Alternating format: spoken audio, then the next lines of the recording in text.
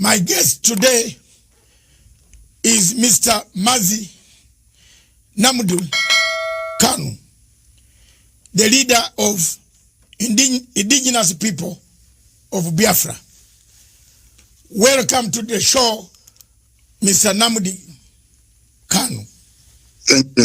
Thank you very much, sir, and thank you for having me on your wonderful program today. It's an honor I've been looking forward to for a very long time. For very many years we've been watching you, and I'm glad to be here today. Thank you very much. Today we are honored, and we want to start off by giving you a chance for us to know you, because many of my people in Kenya, and as you are aware, Kenya is the chairperson of Africa Peace Security Council. The authorities in this country, Kenya, are watching. They want to know the difficulties that you have.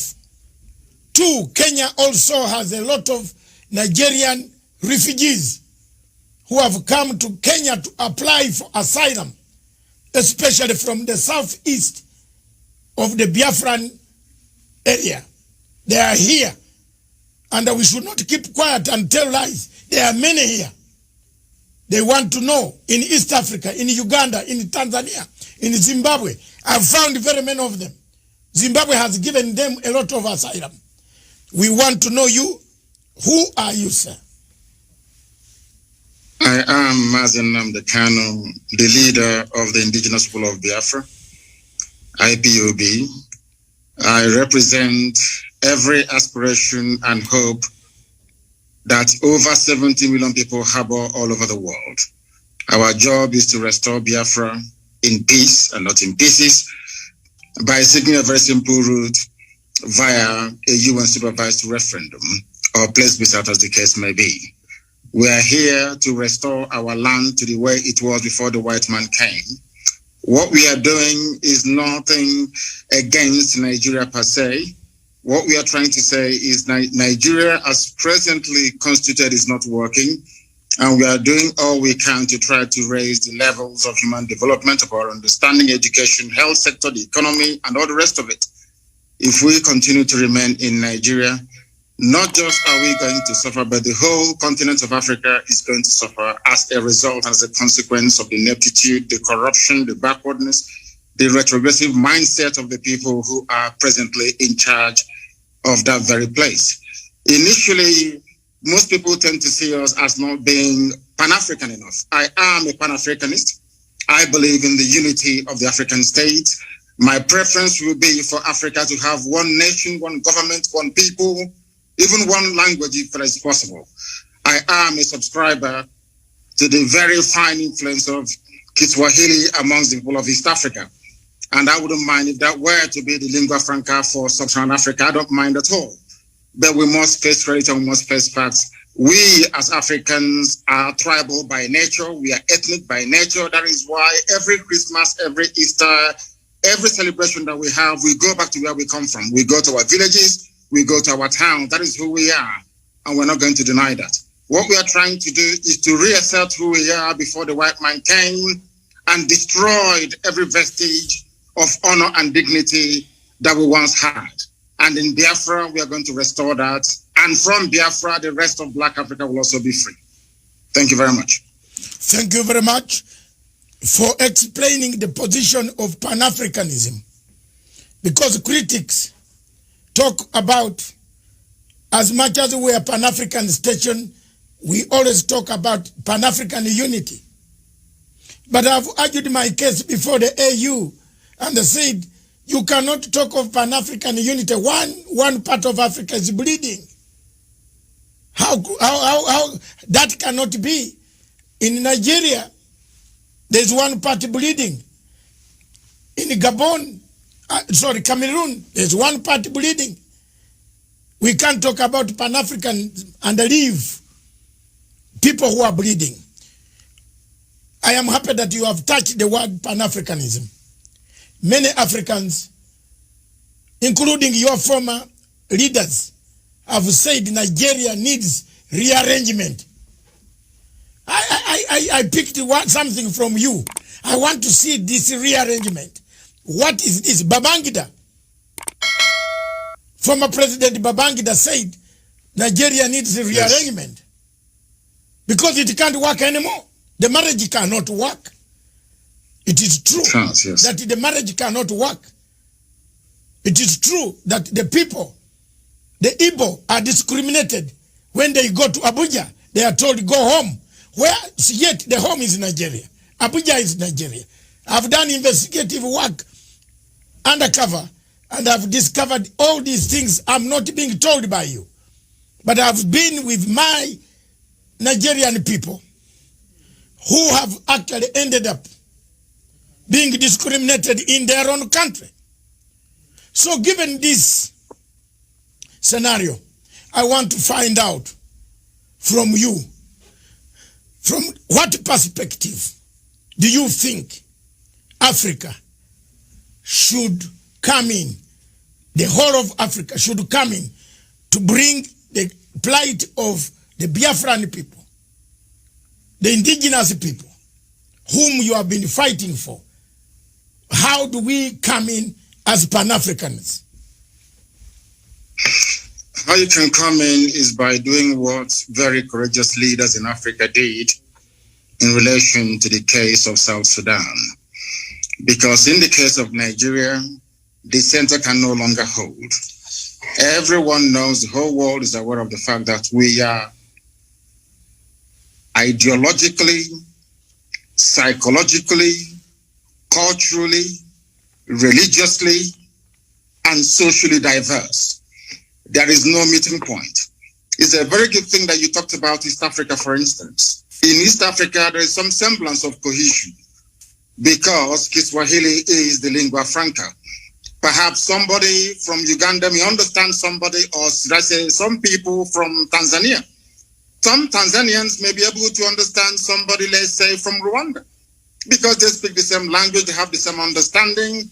So that is the basis for building something called a national cohesion. In the case of Nigeria, that is conspicuously absent. It doesn't exist. Now, the fact of the matter is this. Africa, the way it is presently set up and constituted, are merely colonial constructs, where you have people coexisting happily together. Perhaps they are very fortunate. In the case of West Africa and Nigeria in particular, I have nothing, and I repeat, nothing in common with your average Fulani person. I have more things in common with even a white British person than I do with a Fulani person. I mean, we have nothing in common. Their value system is markedly different from ours.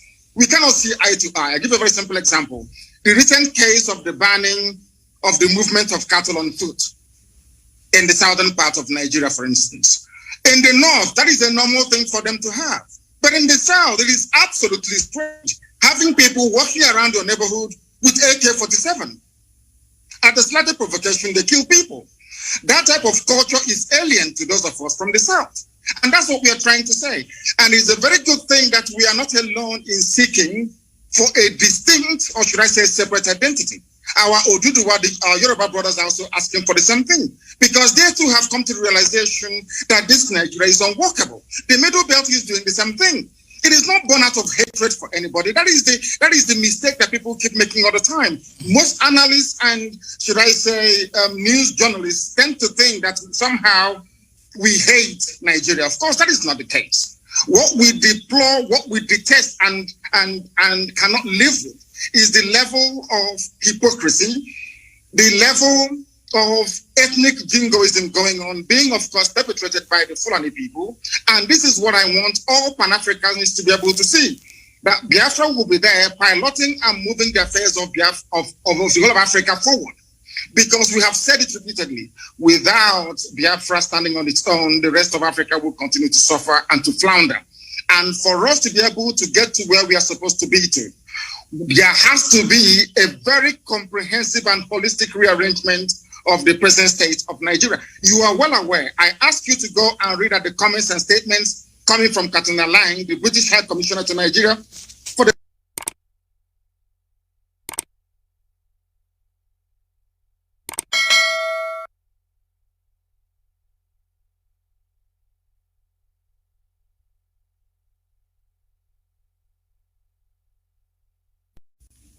every international norm and diplomatic protocol. That's what is happening in Nigeria.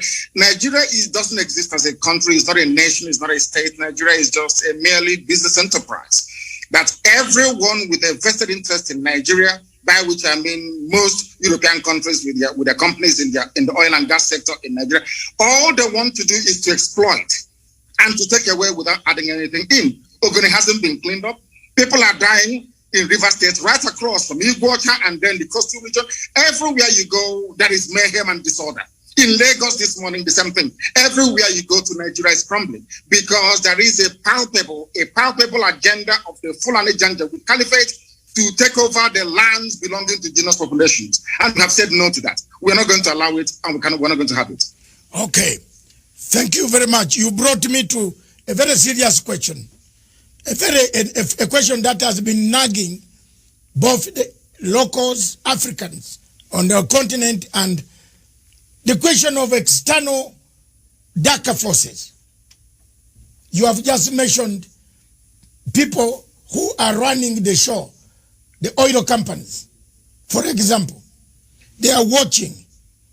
They have never raised anything on BBC, CNN, or international agencies. We don't hear, apart from we struggling as Africans ourselves. These agencies are not helping to say there are human rights abuses in Nigeria. For example, Nigeria, the American embassy closed its consulate in Abuja because of the huge numbers of people applying for asylum to go to the United States. But American embassy did not go far, and the American government did not go far to condemn and put sanctions on Buhari for failing to contain the malaise that has killed Nigeria. Two, if you look at the Total Oil, Shell BP, they have taken part in extraction of minerals, oil, and so on and so forth. They are doing it when they are seeing human rights abuses in the southeast of Nigeria. What do you say about that? It is because we allowed them to. Total is an oil company, is a private concern. Of course, it's a huge corporation, we know that. The same goes for Shell, for BP, for Halliburton, for ExxonMobil and all the rest of them. They operate the way they like in Africa because we've allowed them to. I was in Texas a few months ago. Most of these oil companies are there. But the type of environmental degradation and damage that we're witnessing in Biafra land do not obtain in Texas because there they have laws governing their operation, how they exploit, how they, extract and distribute this very vital natural resource. But because Nigeria, I think it's a cliche that Nigeria is corrupt. What people don't understand is the depth of the damaging effect of corruption that you have. And I'll give a very simple example. We cannot expect white people to have regard for us when we do not have regard for ourselves. That can never, ever happen. Do you know that in Nigeria they import fuel? Are you aware that Nigeria imports petrol? Yes, I've seen the queue. I've seen the queue at the petrol station, yes. Do you know that Nigeria imports kerosene? Oh. They have 5 viable state-of-the-art refineries. Not one of them is functioning, not one single one. When white people are operating in such an environment, seeing how foolish and how stupid the entire country is in terms of their priorities, how do you then expect them to have respect for you or have regard for you? They can go into our land, they can pollute it. Katrina Lang, the British High Commissioner to Nigeria, can be running the show, or she likes, because there seems to be a recognition that these people do not reason like human beings. That is the fact. That is the fact. Tell me what an ambassador will be doing, crisscrossing the entire nation, telling them how to run their security architecture, telling them who to kill and who to spare. Our lawyer had the mom killed 2 days ago. Barrister Okorafo, the mother was assassinated only 2 days ago. All because he was exposing what the army is doing to innocent people. That tells you all you need to know about Nigeria. Nigeria is an albatross around the neck of Africa. Nigeria is the country, the only country in Africa actually dragging Black Africa backwards because of their ineptitude, because of their criminal mindset, and because of the drive of the Fulani to dip the Quran in the Atlantic Ocean. That is the problem. There is nothing wrong with Islam, don't get me wrong. There are some very wrong interpretations of the religion of Muhammad that the Fulanis are using as the driving factor in their push to take over the land belonging to the indigenous people all across Nigeria. They've done the same thing to a relative extent in the Middle Belt. They took a chunk of Yoruba land in Ilorin, where they have an emirate today. The same thing they're trying to do in our land, and we said no to it.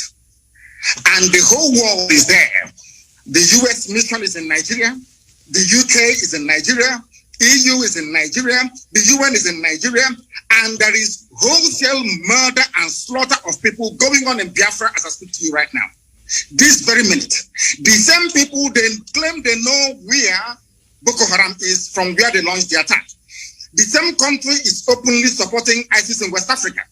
Go to the newspaper pages yesterday, you will see it there. Nigeria government actually supporting ISIS to take over the terror franchise from Boko Haram.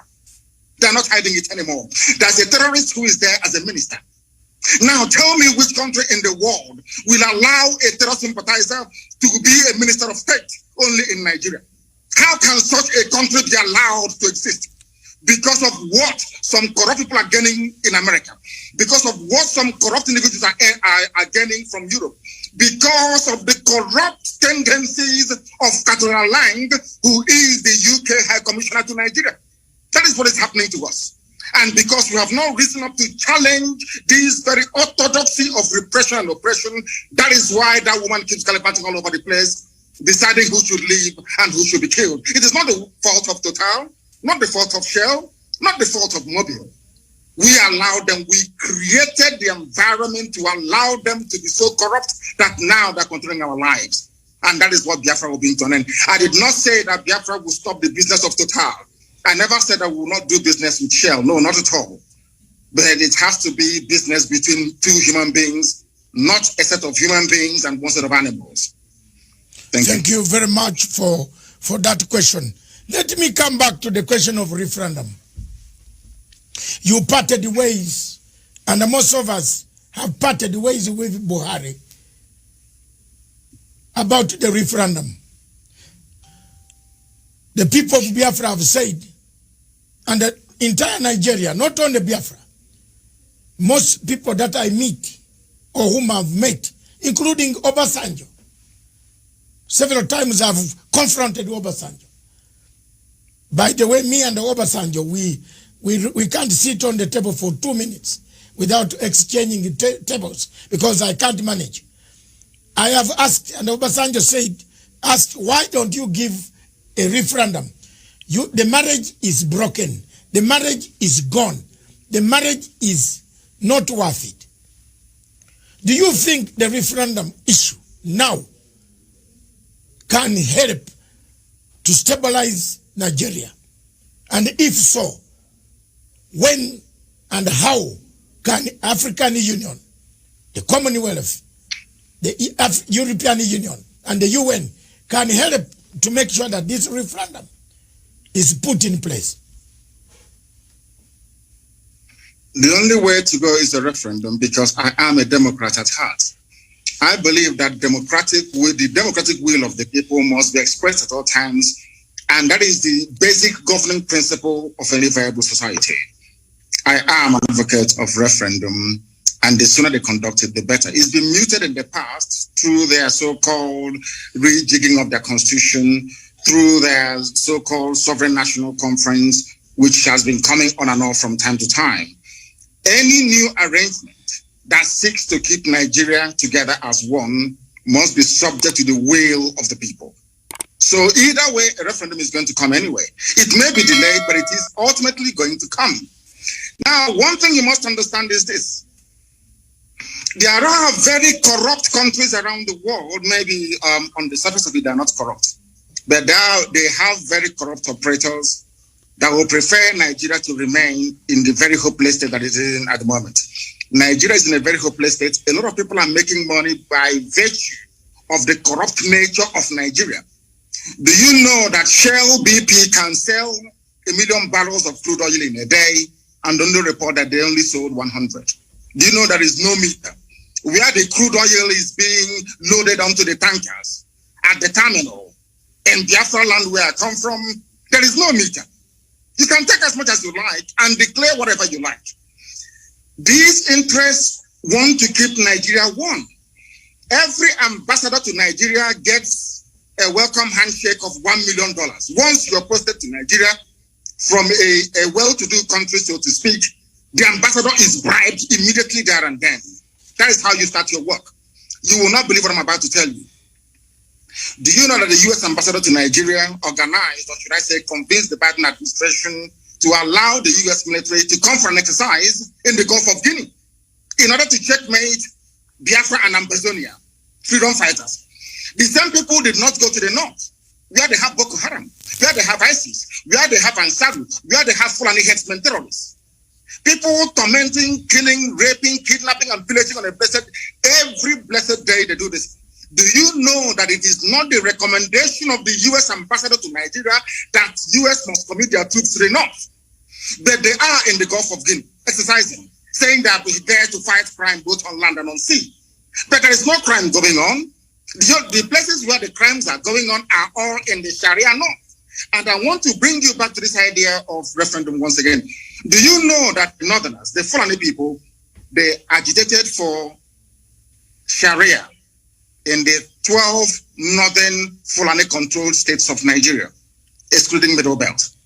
Do you know that your good friend, as you are saying, Obasanjo, gave it to them? It's not my no referendum. They're your good friend because I hate him more than you do. Okay. The man is a joke. Let me tell you this. Do you know that the Fulanis campaigned, including Buhari, of course, the late one who is in Saudi Arabia somewhere in a shallow grave? Do you know that these people campaigned for Sharia to be introduced in Fulani-controlled northern states? I think about 12 or 13 states. There was no hoo-ha. Nobody opposed them. In other words, the Fulanis themselves have divided Nigeria into two by virtue of their insistence on having Sharia. That is why today the Chief Justice of Nigeria is a Sharia lawyer, not a secular lawyer, not a secular judge, a Sharia court judge elevated to the position of the Chief Justice of a secular federation. Now you tell me. Your Excellency, Nnamdi Kanu, is this the man, the Chief Justice, who said his papers were eaten by termites?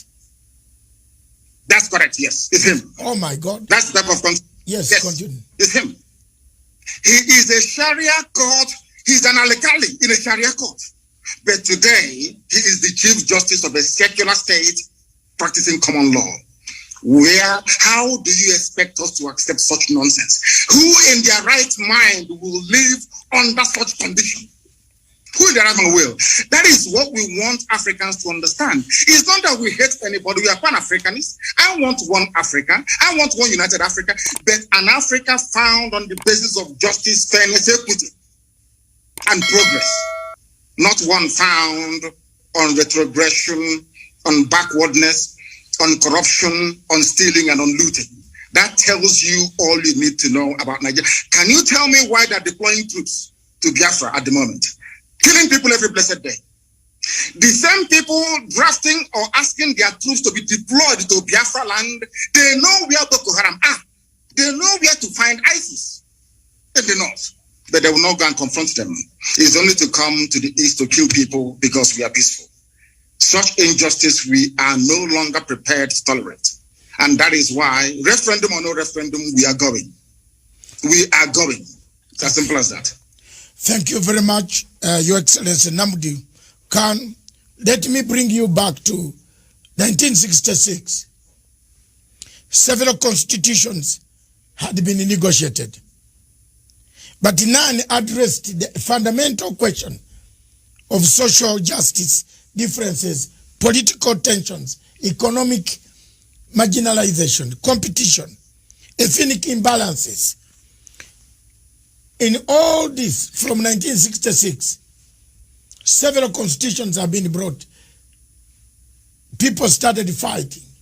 In 67, the war ended. Since then, military took power. Obasanjo, Babangida, another one who died, and another one, several of them. The changes, nobody has been mentioning what ails Nigeria. At the center of it, it looks like you are mentioning it now. I can see, any observer on Nigeria can see your plight. Like just as we can see the plight of many African countries. When you talk of 13 states having Sharia law, a chief justice who says his papers were eaten by termites becomes the chief justice based on Sharia law and using Commonwealth common law. Now, should the changes be made and should the adjustment be made, is there any hope that Nigeria remains alone? This is a question from a very senior head of state in Africa. He has asked me just now, I should put it to you. It's from southern part of Africa. Can Nigeria remain together in case these are addressed? Yes, sir. It is up to the people of Nigeria to decide if they want to be together or not. During a referendum or a plebiscite, I'm only entitled to just one vote. Only one vote. It is now left for the people to decide what to do. That is why we said to Nigeria, we don't want to break away unilaterally. We want it to be done with the consent of the people. And during the early life of this APC terrorist regime in Nigeria, they did actually mute the idea. They discussed it among themselves that whatever new arrangement is being proposed must be subject to the will of the people. I will say to that question, let the people decide. Anything they decide, I'll go with it. Anything that people come together to decide, this is what we want to do, I will submit myself to because I am a Democrat. What I'm trying to say is that the present condition of Nigeria is no longer tenable. It is no longer tenable. It cannot be tolerated any longer. And that's why we're doing what we can legally and legitimately to bring it to an end. Okay. Let's come to African Union. President Uhuru Kenyatta is the chairperson of Africa, or Kenya is the chairperson of African Union Peace Security Council. He is the chairperson of all peace and security arrangement in Africa. He is also a member of United Nations Security Council, representing Sub-Saharan Africa. He has huge numbers of Nigerians seeking asylum every day in Kenya, Uganda, Tanzania. What do you want him to hear? What do you want him to hear now? What message do you give to them, to the AU, that the situation is not as they think, so that people can wake up and help you? What I want President Uhuru Kenyatta to understand is this. Contrary to all the fallacious lies and misinformation coming from Nigeria, we are not against African unity. We want Africa to prosper. And what is happening from what you've said, what they're experiencing now in Kenya and in other East African countries in terms of the huge numbers of people seeking refugee status and asylum is indicative of the decay and the death that Nigeria is going through at the moment. And unless they step in now to do the right thing, believe you me, they will get millions upon millions of people asking for asylum in their countries in no distant future. Let it not be said that the disintegration of Nigeria will somehow bring an end to Africa's cohesion and unity. It is a lie. It's a lie. It will strengthen it. Nigeria is the country dragging Africa backwards, being purportedly the most populous nation, black nation in the world, with vast reserves of oil and gas in my land in Biafra. A lot has been expected of Nigeria over the years, but each time they have failed. If you go to a place like Rwanda that I'm sure you have been to, if you go to Kigali and see what Paul Kagame has been able to do with meager resources that they have, I am sure the same transformation is taking place all across Ethiopia, taking place all across Kenya. You can see viability of economic life and prospect. None of that exists in Nigeria. They only sell crude oil and they import everything, including refined petrol as well.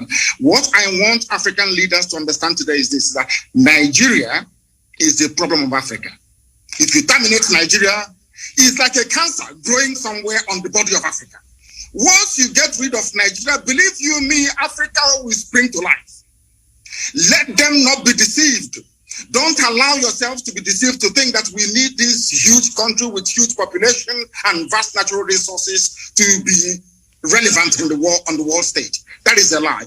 Because the size of Nigeria, the way it is today, was predetermined by our colonial masters. Britain said, we want to use Nigeria to influence every other country in Africa. That was their game plan. Britain wanted to control Africa through Nigeria. It's there in the official documents. And I'm saying to Africans today, don't allow that to happen. As you say, the level of Fulani mediocrity in Nigeria has made it almost impossible. The best way for us to go is for Africans to understand that Nigeria is a tumor, a cancerous tumor, very dangerous one. Cut it out and Africa will be free. Okay. Thank you very much. I just want you to take a slow pace now. I want to come to ask a question that has happened to me also. We seem to be swimming in the same field. That's why you see we are the same. The loss of your parents. You did not attend. I also did not attend the death of my father. I have never buried him. I am in the same category like you. I want us to go slow and say, you were not allowed to attend to bury your parents. How did you handle this? I know I am slightly older than you in years. I have handled. Are you sure? Yes, I am. Are you sure? I'm 65. My goodness, you look very young. Yes, I'm 65. And that's very good. I have, when I lost my parents, I was also in exile in Britain, and I could not bury them. How did you yourself handle this matter, and how do you encourage others? There are millions of refugees on the African continent, in South Sudan. Some of them don't know where their parents are. But the people have gone to make political leadership, but they have forgotten accountability. That's why South Sudan peace process is collapsing, because there's no accountability. So how did you handle that? And did it encourage you and give you resolve to keep pushing for a better Nigeria or a better Biafra? Please. It's kept me pushing for a better society for everybody. Everybody, not just within Biafra or within the wider Nigeria, but across Africa as a whole. Because what concerns one black person actually should concern another black person as well. I put my parents' murder by the Nigerian state into context. The only thing that matters to me is the freedom for Biafra, of which I am prepared to pay whatever price that God requires of me to pay in order to ensure that Biafrans are set free. That was how I managed to, should I say, compartmentalize that very grief at that moment in time. And I might also add that my mother-in-law is dead as a result of the same thing. 2 days ago, one of our lead attorneys, they actually threw a hand grenade into the mother's car and killed her and burnt her body only 2 days ago. I see these things as necessary sacrifice that we must go through in order to restore Biafra, that is essentially the kingdom of God upon the face of this very earth. For that, we are prepared to pay whatever price that we are called upon to pay to ensure that the people of Biafra and every other ethnic group being oppressed in Nigeria and wider Africa is set free. That's my mindset. And that was how I dealt with it. As horrible as it was that I couldn't attend as the first child and as the first son, my father's burial, my mother's burial, but I see them as being very essential sacrifices that one has to make in order to ensure that his people are set free. Thank you very much. I am also the first son, so maybe that's why I started fighting for the Biafran people. Let me come back, take you back to the question of Boko Haram. Yes. You mentioned one point which is very clear. Security agencies across Africa would like to know what ails. Why is Buhari? By the way, is Buhari, or we have a problem here? Because a human being should understand that people are dying. The army, Nigeria has a huge army. Is the army a coward? Are they cowards? Do they protect who? Are they protecting the territory of Nigeria? How does the army allow people to come and kidnap citizens, take them, then in piecemeal release them 2, 3, 4 back? Who are these? Is it an internal collaboration between the army, Buhari, and his generals? Who is commanding this army? Surely the army that cannot even rescue 5 students from girls who have been abducted. What type of army is this? Is there a bigger thing than Boko Haram? I have been requested by another reader from Tanzania to say, why is this Boko Haram menace never cleared? Why is Nigeria not asking for external help to come in to help them? Is it because they want it themselves? Please shed some light to our viewers. I want Africans to understand one fact today. The entire terror architecture in Nigeria is hinged on the political aspirations and hegemonic tendencies of only one tribe, the Fulani. We have no issues with the Hausa, the Bachama people, and all the rest of them. It is the Fulani. And this game plan has been in existence for a very, very long time, nearly 200 years ago. And they must execute it. I want Africans to understand that only the Fulani tribe alone financed and sponsored almost 6 terror groups exclusively by themselves.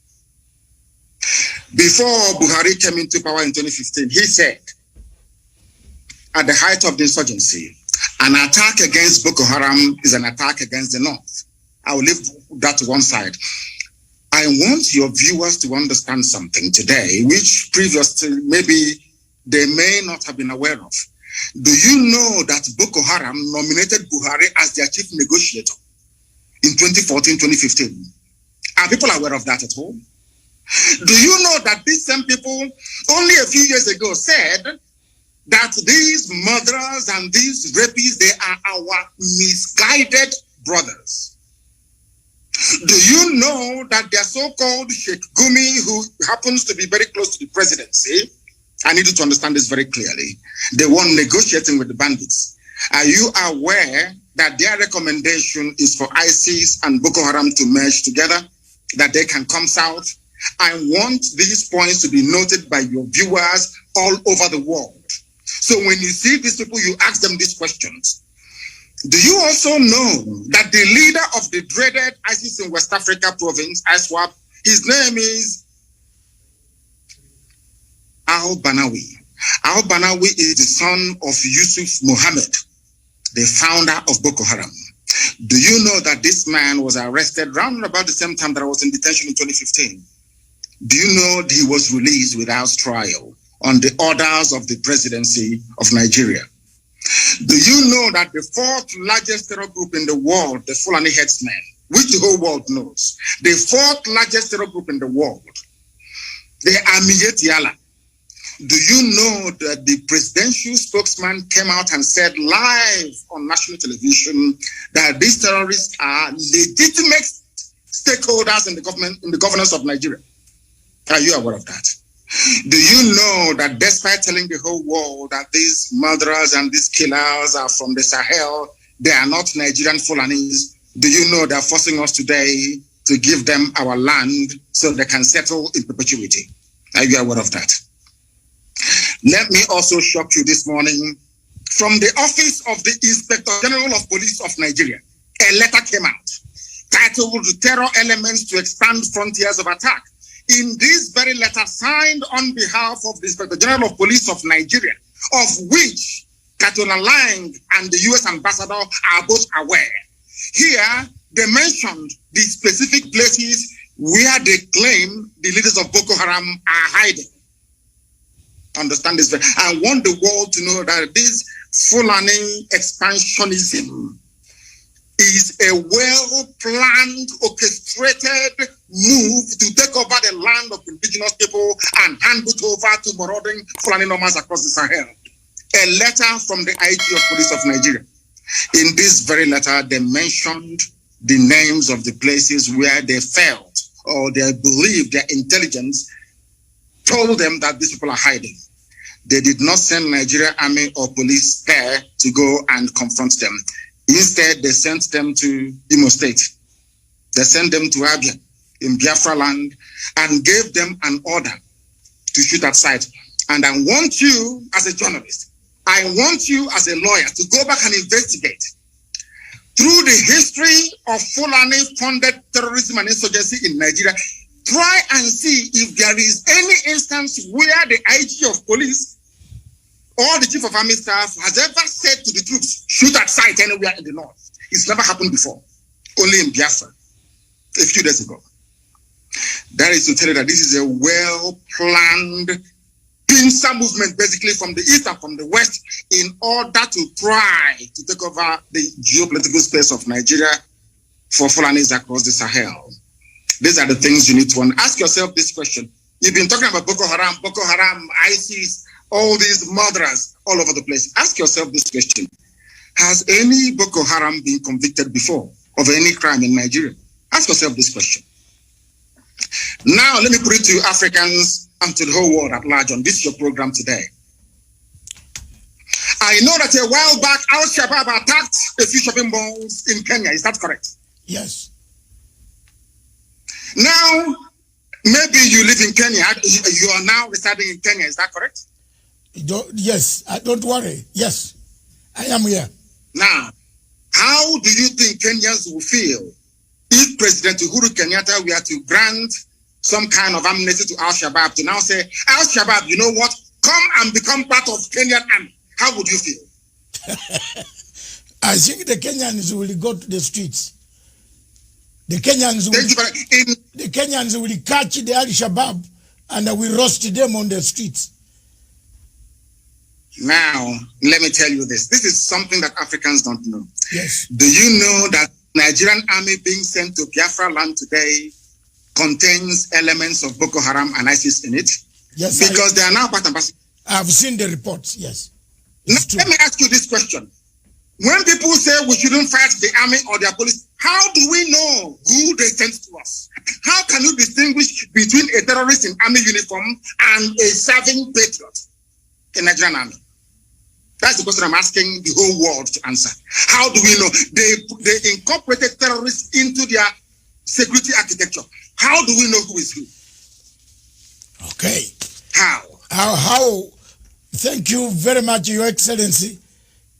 Let's just take a short break and take water, because it is hot in here, and I think wherever you are is also hot. It is, yes. The interview is fantastic. It has generated one of the huge numbers in the history of Pan-Africanism and this television station. So let me take some water. You take some water. We resume in 2 minutes. Okay, 2 minutes. Okay, sir. On that question. Thank and you. the world, how do you differentiate between Boko Haram and Nigerian army? When Simple question. When Boko Haram has been inscripted, that's better English, inscripted in Nigerian army to come and kill the people of the Southeast. That is the question on the table. When we return, this is Matsanga Africa Perspective. In Matsanga Africa Perspective, we look for hot spots. One of the hot spots is Nigeria. Is Nigeria disintegrating? Is Nigeria fragmenting to pieces? Is there leadership in Nigeria? Is General Buhari the general we saw 10 years ago? Oh, this is a different person. How can a leader allow his people to die? How can you inscript a Boko Haram to be a minister in your own government? Oh my God. Is there something wrong? A country that we all looked at as a country, the big giant of Africa. We saw everything in Nigeria. Now it looks like what my good writer, the man who wrote the things fall apart, Kinawa Chebe, was right. The center cannot hold anymore. This state is going. Don't go away. Just, we are returning. This is a fantastic show from Punchline Africa Television. We are interviewing His Excellency Nnamdi Kanu, the leader of IPOB, Indigenous People of Biafra. Thank you.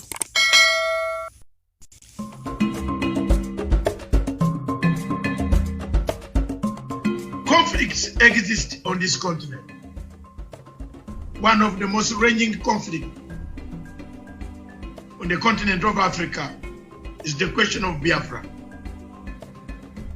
From 1965 or before that, the Biafrans had their own institutions.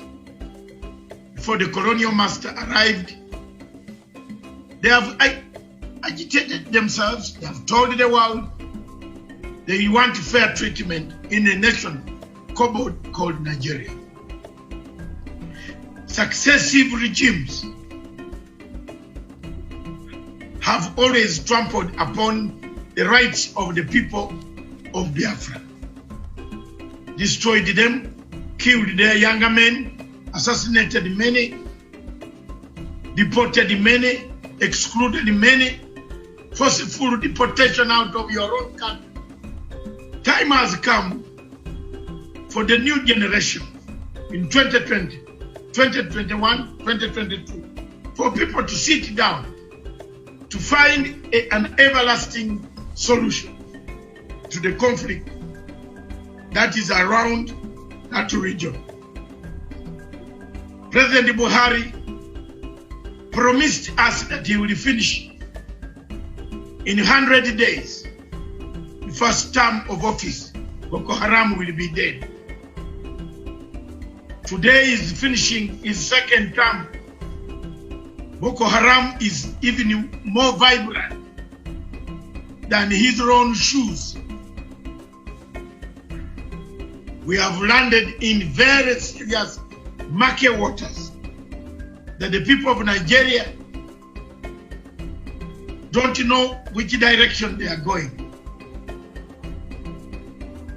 The people of Nigeria, a big country with a big population, an economic hub of West Africa and Africa, with the biggest reserves of oil, still lingers in poverty.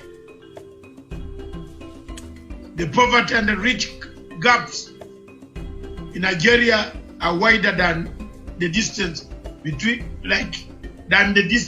Mars and Earth. What can we do for our countries in Africa? How do we unite?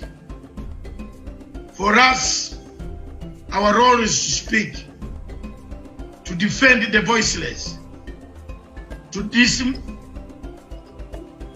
chart our way forward, to find a solution. The only way solution can be got on the Biafran issue is a referendum, which Buhari and the government present have refused. But sincerely speaking, Nigeria needs rearrangement. If that rearrangement does not come today, tomorrow, or the other day, one day it is going to explode. People can be pushed, but they cannot be pushed beyond what Biafrans have been pushed. The suffering is too much. Pictures that I cannot show on this television. I call upon President Uhuru Kenyatta, as a member of the United Nations Security Council, to see that some of these problems should be resolved and a resolution is passed of sitting down to understand the difficulties of the nations, especially in Nigeria, in Cameroon, because the problem of Biafra is also similar to the problem of Amazonia. The English-speaking people have no say in Cameroon. They are taken as second-class citizens.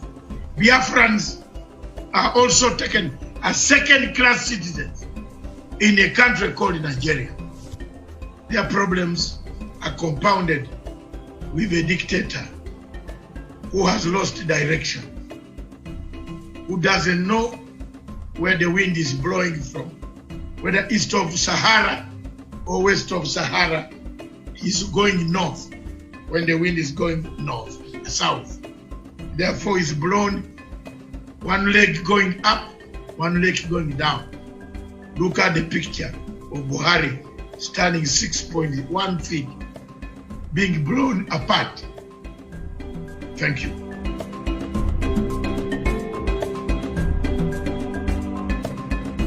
Back to Punchline Africa Television. Our show is Matsanga Africa Perspective. In Matsanga Africa Perspective, we look at what ails Africa, what kills Africa, what makes Africa be called a continent of savages.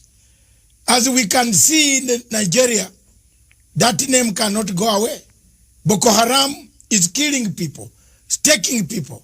We have incorporated it in the system of the Nigerian army, brought them back without remorsefulness. They have not done any reconciliation.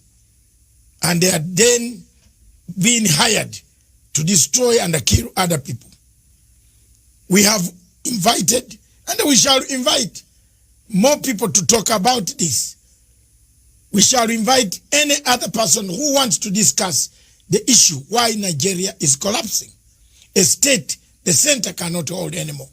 With us in the studio and away taking questions from us is none other than the leader of IPOB, Indigenous People of Biafra, His Excellency Nnamdi Kanu. Welcome back, sir. One question. Thank you very much. One question. Yes. After the break, we had to go for some water because it was becoming hot here. To hear that Boko Haram is part and a parcel of the government of Nigeria. It is something that has sunk my heart. I don't know. But I am very shocked. Let me come to this. there is a feeling that time has come. And I will keep on going back to this question. That the United Nations, the 5 permanent members, are part and parcel of our problem. Now, because you can't exclude any. China is already in Nigeria also. Russia is in Nigeria. America has been there. Britain is there. France, through Total Oil, their presence is there. And a candid question comes. We touched it, then we went away. But it is coming back from the questions I've read during the break. Someone from South Africa is asking, surely, do these permanent members of the United Nations have eyes? Do they see? Because there are some clips here which I don't want to show you on this TV. They are very bad as far as the killings of the youth in Southeast in Biafra. The killings, the slaughter, the torture by the army, by Nigerian army.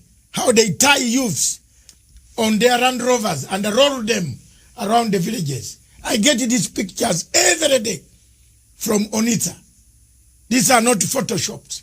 These are real things happening in Nigeria. So someone has asked, does the United Nations Permanent 5 have eyes or not? What would you say to them now, today? As we find... I believe that. Yeah. Go on. They have eyes, but for some reason they have decided not to see the evil happening to Biafra. And this is what I want Africans to actually digest. Africans must ask themselves this question. Why is there this global conspiracy against Biafra? I have an answer to that. It is because Biafra portends goodwill for the whole of Africa. And they understand this very clearly. We cannot be blaming the Permanent 5 of the UN because we are the ones that created the enabling environment for them to come in, to exploit and to do whatever thing that they want to do. I was having a very serious discussion with somebody and I said to them, do you think that the world prefers this very exploitative relationship that they have with the very corrupt subsequent corrupt regimes that you have in Nigeria? The person said yes, and I said no. The answer is no. USA is more concerned about trade with Japan and EU more than they will with Nigeria. Because in all these economies, people want where they can ship their goods and services to be purchased. They needed to have the spending power. That was the reason behind the USA helping Germany to stand on its feet after the Second World War. The reconstruction of Europe by the US government was driven by economic self-preservation. People would want an Africa that is viable, an Africa that will be like the Southeast Asia, where high goods and services can be traded with ease. Not this very almost primitive, exploitative relationship that they have in places like Nigeria. I don't blame China. I don't even blame Britain. I don't blame Halliburton, USA. I don't blame Agip of Italy. I don't blame Shell of Netherlands. I don't blame any of these people. We are the ones that allowed them to come to exploit us. So we cannot blame them. See, in life, when you allow yourself to become a victim and you keep playing the victim card all the time, you go into, your mindset will go into a very vicious cycle of this victimhood and you can never come out of it. And I'm saying to Black African people all over the world, if you believe in the equality of every man born, if you believe that all men were created equal by God, then anything white people can do, so also can you do it. If we cannot do what Europeans can do, what Americans can do, what South Americans can do, what Asians can do, we cannot lay any claim at all to human equality. It is our fault, not the fault of the Permanent 5. I go back to what I said before. It was these same people that gave oil and gas concessions to the United Kingdom. That was why they prosecuted the Biafran War for them. It wasn't a white man. These were black people. Gowon is a black man. It was Gowon that said no to restructuring. Obasanjo fought on the side of the colonial masters. That is the history of Africa. Joining your oppressors to defeat your own people. That's exactly what is playing out in Nigeria. Nothing more, nothing less. I cannot possibly apportion blame to anybody whatsoever. We should be blaming ourselves, because in Africa, we tend to blame other people all the time, whereas the fault lies with us. The fault is ours. I remember one thing that the Chinese government said in 1999 when they took back Hong Kong. Chinese government said the 100 years of shame has come to an end. They never blamed anybody. They never blamed the British. They blamed themselves for losing Hong Kong in the first place to the British. And that is how real men should be able to appraise their condition. That we are poor, we are ravaged by poverty, disease, ignorance, and backwardness in Africa is our fault. Not the fault of the Europeans. If we decide to rise up tomorrow to say enough is enough, believe you me, we can transform Africa within only 2 years. After all, Paul Kagame is doing something in Kigali. Why can't we replicate it everywhere else? We must learn to put our people first. When a head of state gets up in the morning and buys a property in Europe, what do you expect? That means you don't love your people. When he gets up in the morning and decides to buy a private jet, that means he doesn't love his people. And these are clear facts. I cannot blame anybody for our plight. I blame ourselves for it. And that is why we are rising up. And I want to make this thing categorically clear so that the whole world can understand me. It doesn't matter what they do. It doesn't matter what the greatest powers on this earth does in relation to Nigeria. Biafra is going to be free, or we all die in the process. I swear to God Almighty in heaven. Death is better than what we are passing through right now in that zoo called Nigeria. And we must be free. I said must. We are not begging anybody for it. It's about, before the white man came, there was Biafra. Before Britain was created, Biafra existed for over 5,000 years before the formation of Britain. How did they decide where I should live? How did they decide which identity I should have? How can a white man come from Europe and decide to call me a Nigerian? What is the meaning of Nigeria? Nobody knows. We must go back to who we are. Be proud of who we are. I am a proud Biafran. I can never be a proud Nigerian because the name Nigeria has no meaning. No meaning whatsoever. Not even in Swahili, it has no meaning.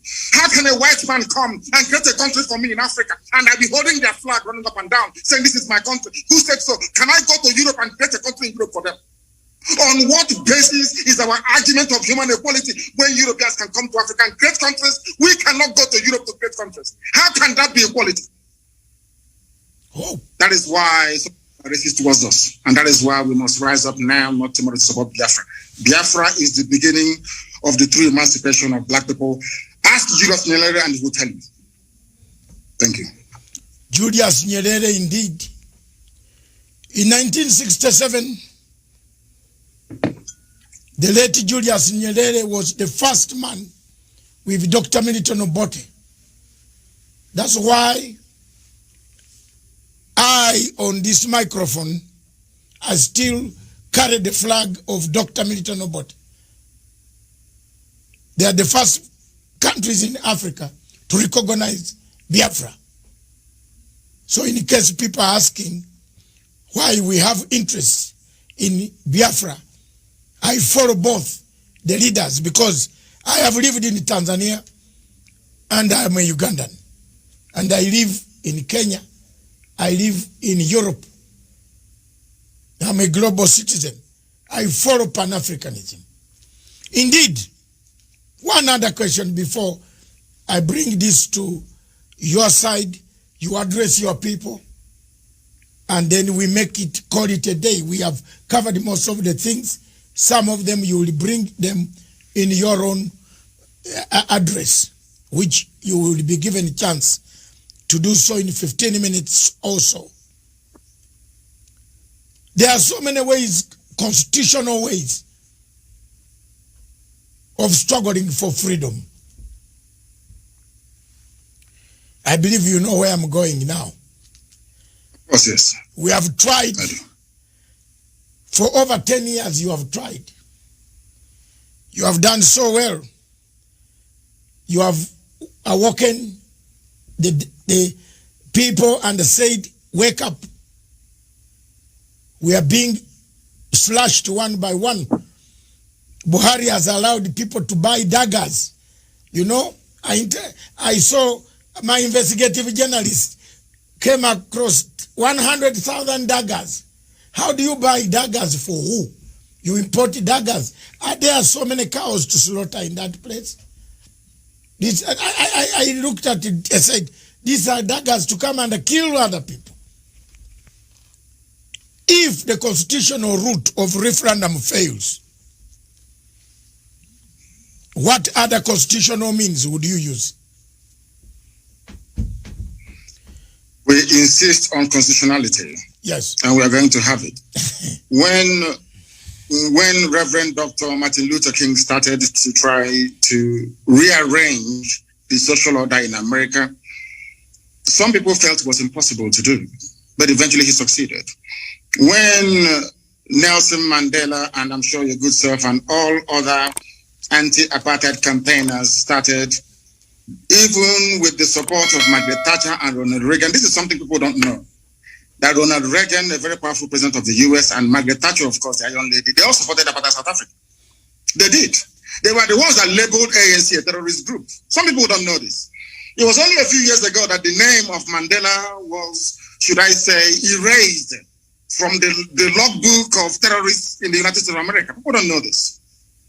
We are going to insist on what is ours and what is right. We've been occupying our land in perpetuity since the creation of man on this very earth. Somebody came and decided to change our identity, and we said no.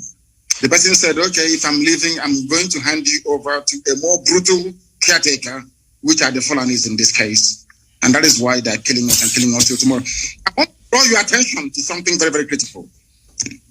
The order given by the Inspector General of Police of Nigeria to predominantly Fulani soldiers and Fulani police people to go to Biafra land to kill people.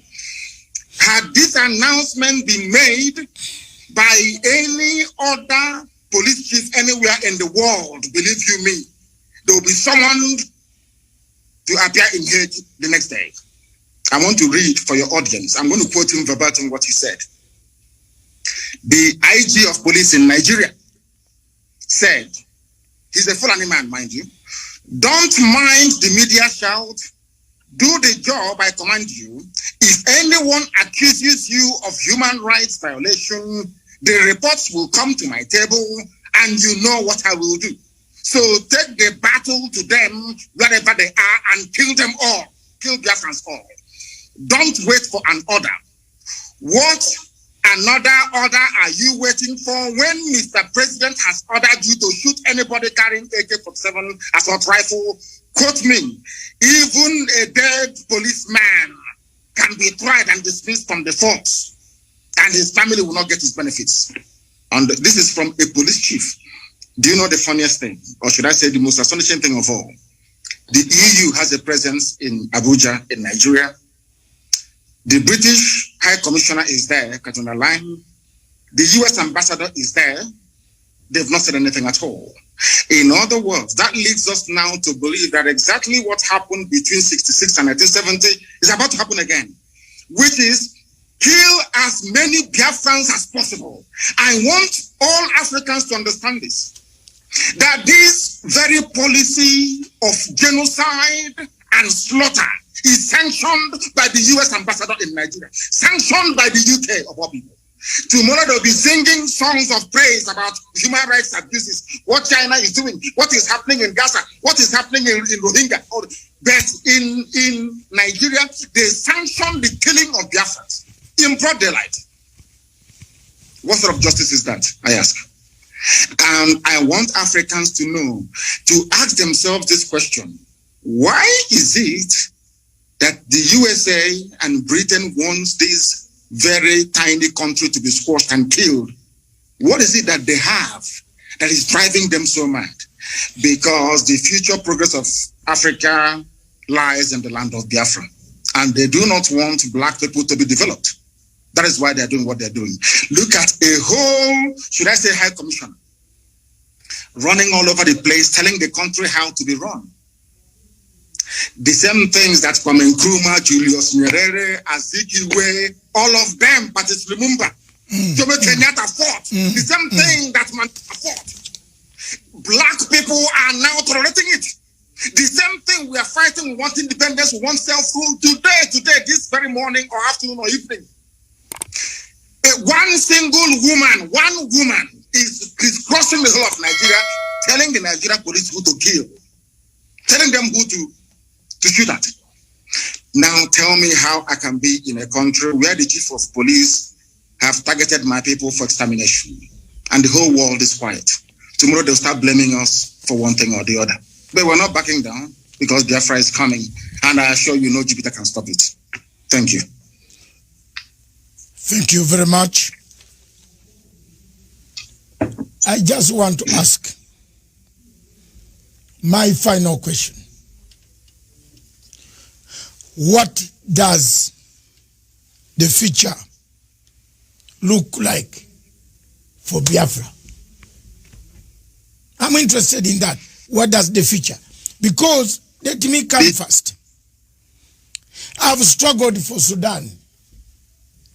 My television and my TV struggled for Gambia. You remember you were listening to me when Yaya Jammeh switched off all television stations in Gambia. I took my satellite quietly in Gambia. And Yaya, with all the army, could not know that I was broadcasting from his own place. I took my satellite phone and we did help to liberate Gambia. I'm proud that South Sudan today, I played a part to call Dr. Machar.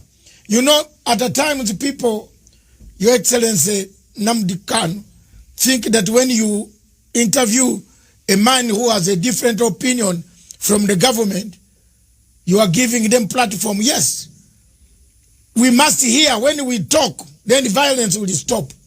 If we keep quiet, then we shall perpetuate violence. So we should keep on talking. And I picked up a phone called Machar in South Africa, where he had been put under house arrest.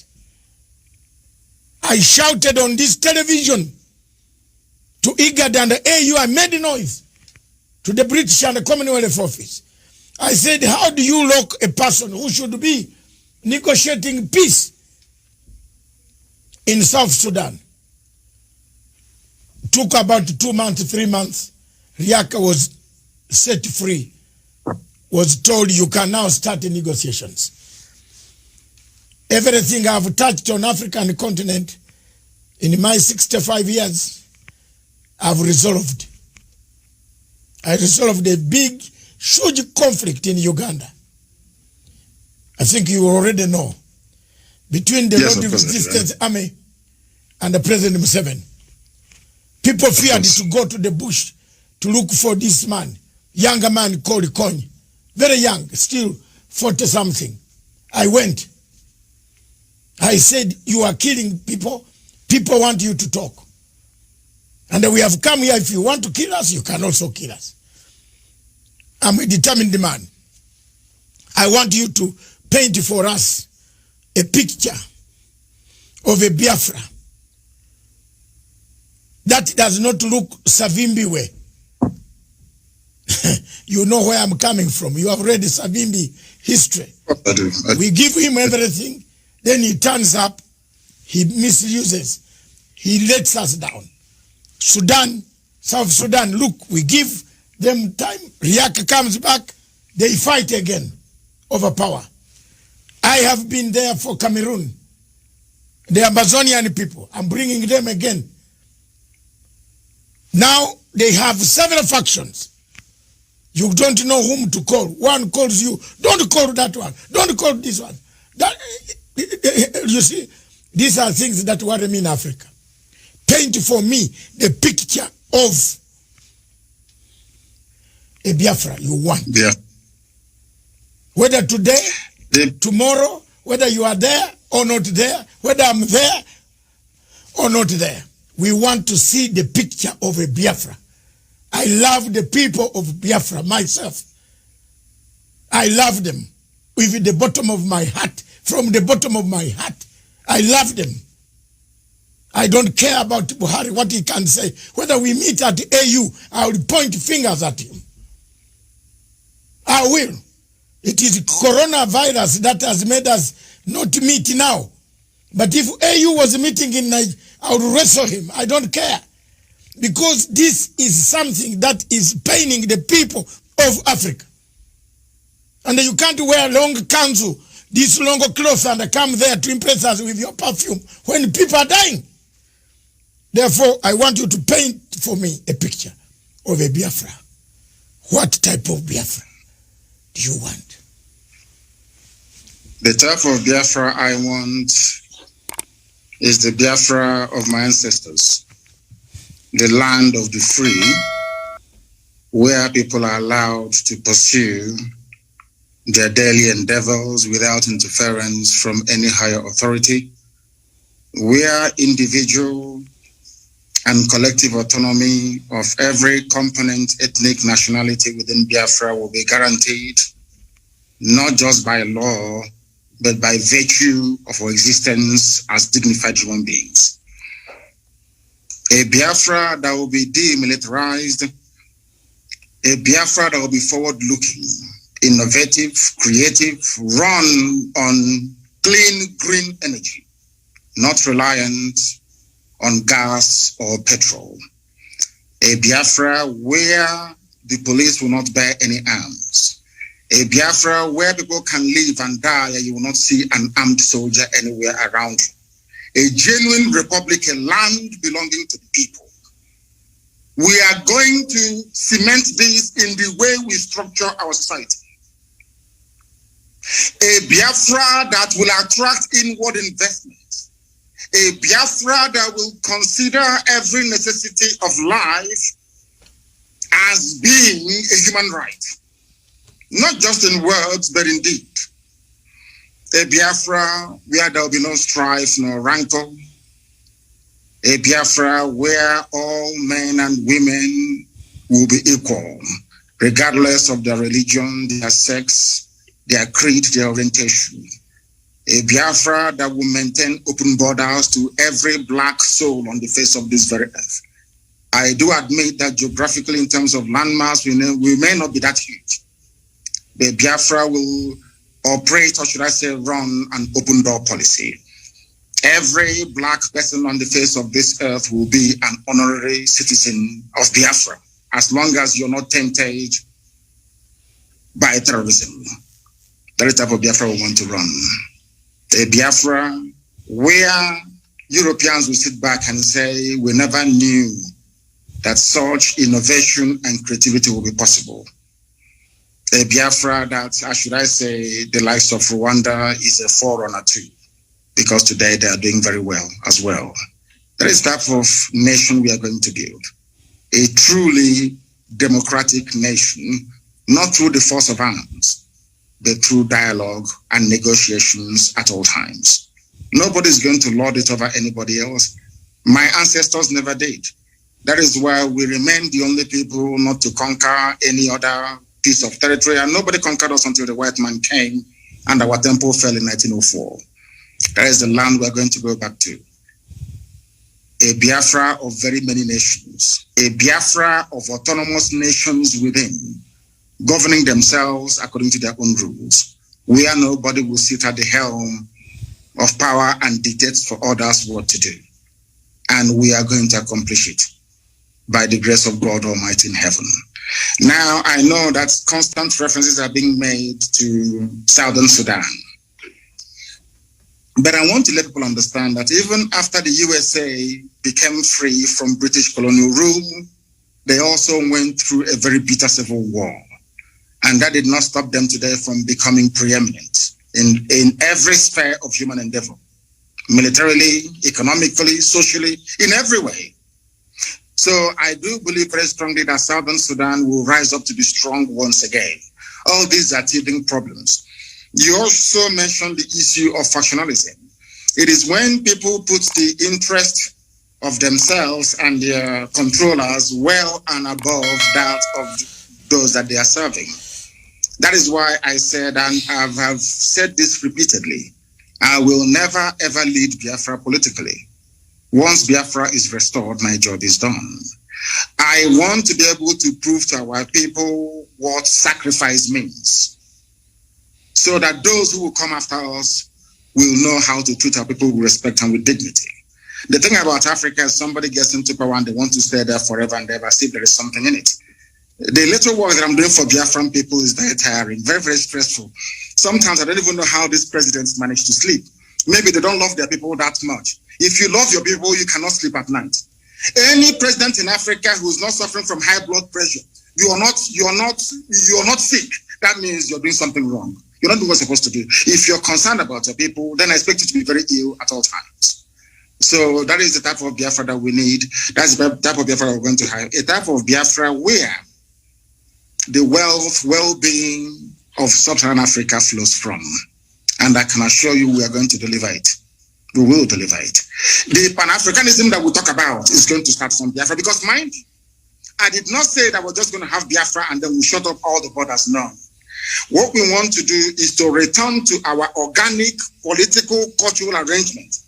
Should Biafrans wake up the next day to say, oh, we want to be the same country with Oduduwa, all well and good. Should Biafrans wake up and say, oh, we want to expand into Amazonia, all well and good.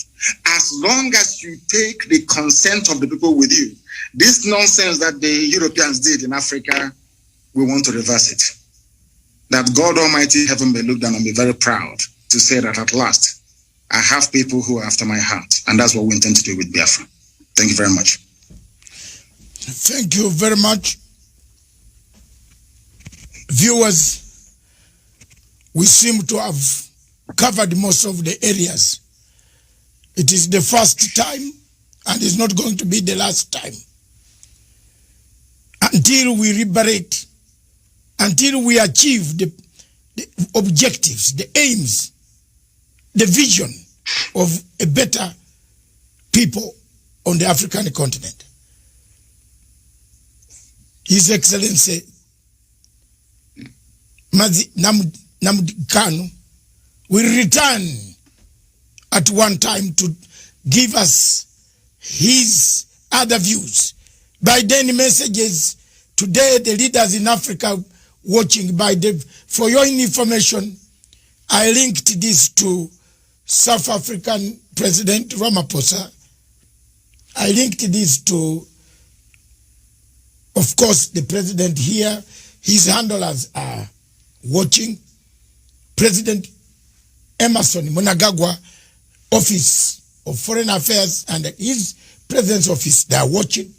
Several SADC members and several African, Your Excellency, the Pan-African President in Kampala, President Yoweri Gakuta Museveni, he has added another name, which is very complicated.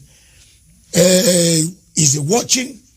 He's interested in the Pan-African views. They are watching. They watched. But I want now to calm down and slow down and give you a chance. Give you another 5 to 6, 10 minutes. Enjoy them. Tell your people the message. Send it to them. Millions of them, millions and millions of them.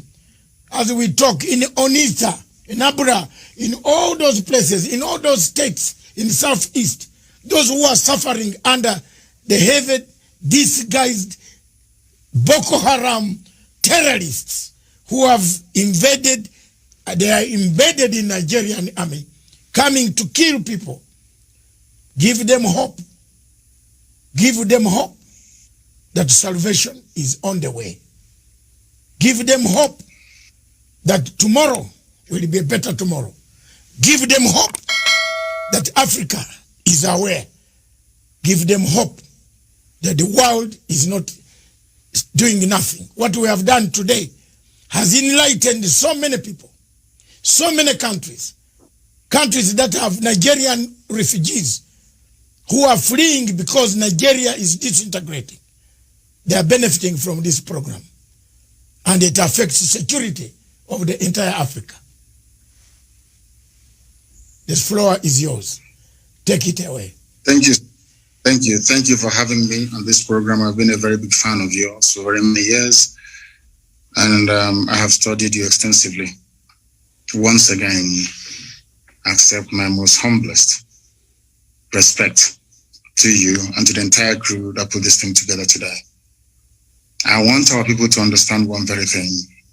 At the end of this very race, Biafra is going to emerge. It doesn't matter what anybody does. And to our African friends and brethren, I want them to also understand this. We talk about Pan-Africanism. Pan-Africanism cannot take off without Biafra, because we do need a genuinely free country in Africa to be able to drive that very critical and important initiative. We are seeking to build a country that God Almighty in heaven will be very proud of. And though the Janjaweed, the Fulani Caliphate, have sent their armies of conquest into our land, that this very day, we don't even know if those who are killing us are doing so on behalf of the Nigerian state or they're doing it on behalf of the Islamic Caliphate. Because as you well know, ISIS is now in Niger State. Very soon they'll be in Kogi, and then from Kogi they'll come into Anambra, and the real war will begin. Remember, very many years ago, I told you one very critical point for you to bear in mind at all times. So basically to guide you in all your deliberations and your thinking about Biafra. They're going to kill us. That is true. But that is not going to stop Biafra from coming. We are going to do all we can to defend our land and to defend our people. The whole world may appear to be against us, but we have done nothing wrong. That is the most frightening thing about this whole thing. If you ask the world, what did Biafra do wrong to you? Nobody can tell.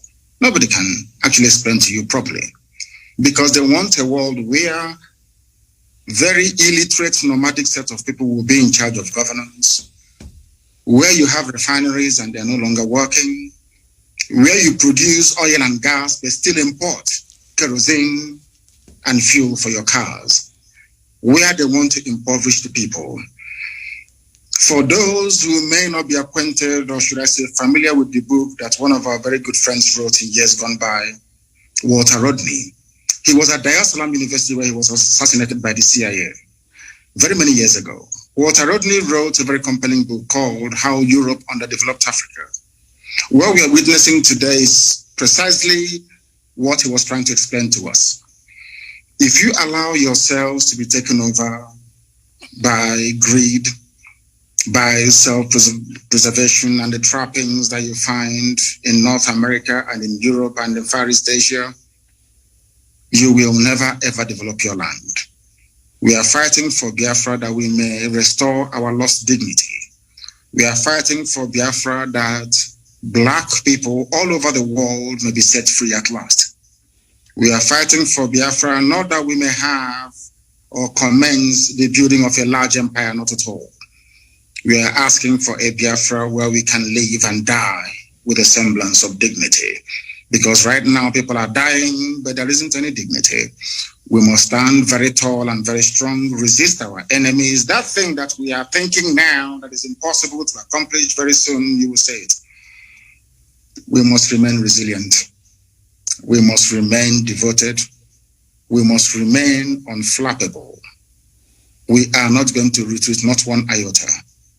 If at the end of this race there is only one Biafran man and one Biafran woman left, may they continue to expand. They killed us, 5 million of us, after the war. After the war in 1970, we had lost 5 million people. But there we are still the largest ethnic bloc anywhere in the entire Nigeria, because God is faithful. And at this very critical time, this very Elohim that we worship is not going to abandon us. I'm not saying we're going to fold our hands in prayer and fasting alone. No, we are going to do what we have to do to ensure the survival of our race. An attempt has been made in the past to exterminate us. The British supported the killing and the mass slaughter of Biafrans because of crude oil and gas. That Ojukwu told Harold Wilson, we cannot give to you. This resource belongs to the people, and that was the end of it. And he said, because of that, we're going to kill you. And sadly, Britain is still doing something till this very day. A supposedly civilized and advanced country, aiding and abating the slaughter of an indigenous population because of oil and gas. Therefore, I'm asking all of you to remain very resolute, to remain very strong. Do not allow yourself to become distracted. We have almost won. As Dr. Matsanga said here a short while ago, we have awoken the consciousness of not just ethnic nationalities within Nigeria, but the entire African continent as a whole. We have won the debate. Now is the time for us to restore Biafra. And once that is done, believe you me, everybody will come to Biafra land to pay homage. Or should I say pilgrimage in this case. So we are winning. Many are dying, I know that to be true. A few days ago, we lost the mother of our very, very formidable barrister, Okorafo. But that's not going to stop us, because I know that they will kill us, we will kill them in the end. Biafra will come. And Biafra is very, very close. I want our people to develop the mindset of the Afghanis. Never say die. There were a group of people called the Mau Mau in Kenya. There were a group of people called the Kumeko in our land. These are the two people that fought the British to a standstill. Go and ask anywhere. And the remnants, of course, of Benin Kingdom. We must acknowledge them because they also fought very gallantly as well. We did not fight because we didn't like the Bible that the white man brought to us or the whiskey that accompanied it. We fought because we are free people. The time has come for us to restore the kingdom of heaven upon the face of this earth. The time has come for Biafra to be reestablished. The time has come for Black Africa to be free. The time has come for every Black person, regardless of where you are in the world, to stand tall and to say, I am an African. Remain very strong, remain very resolute, and may Chukwukika be with you all. Thank you. Thank you very much. Thank you, sir. Thank you very much. Before you go, I would like to show you the newspapers in Kenya, in Nairobi. You are very far. You must be missing some of these papers. The Standard. Can we, production team? I'm on the ground now. The Standard newspaper in Kenya. The headline here is not on the Biafra, where we still have. The only problem in Kenya, we don't have a crisis of dividing a nation. We have the Standard newspaper said, who failed Uhuru? The blame game. That's the headline. But one key thing that stands out in the newspapers, why we are struggling to put Africa in order, is His Excellency President Uhuru Muigai Kenyatta last night opened one of the biggest ports in Africa. You talked of Nigeria having oil, but it doesn't have even petrol at a petrol station. Jesus Christ. But President Uhuru Kenyatta, while yesterday opening the port in Lamu, he said this port will connect the east to the west, east to the north, east to the south. That is the thing that we have here now in Africa, in East Africa. We want to thank President Uhuru Kenyatta again for putting infrastructure for people to get in a car and drive, take 10 days and arrive in Anambra. Is it Anambra? Yes. That's right. Yes, that's right. That's yes. what we want. I have been sent so many messages from Dubai. People saying in Anambra, they are married there. Kenyans, Nigerians have married a lot of our people from East Africa. And I hope one day for us, my children, also one of them, my daughters, is married to an Igbo person from Onitsha. Wonderful. We know how to take care of our wives. We are united. Another newspaper says good things about Africa. The lamb pot rose to life with the president is good. You can see it. Yes, yes. And that's yes. it. And another good thing in Africa, I'm looking for Africa stories.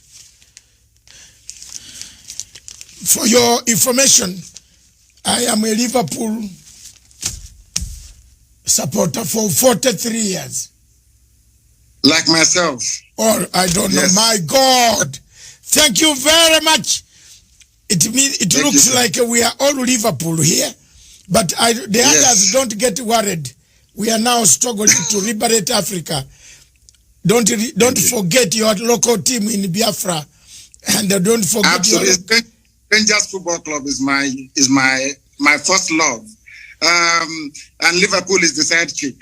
My first team in Uganda is Villa Football Club. Villa. Then my team in Kenya is AFC Leopards. Then my team in the world is Barcelona. Wonderful. I die with the people of Cantona. I like Cantona. And you can now guess why I like Biafra. Yes, of course. So thank you very much. Thank you very much. For having me. Thank you very much, Honorable His Excellency Nnamdi Kanu, the leader of indigenous people of Biafra. I want to take this opportunity to thank you and to tell you that my television station is will be linked directly to every system of the Biafran people. Everywhere. Thank you very much. Let's today make a formidable move. I am not here for money.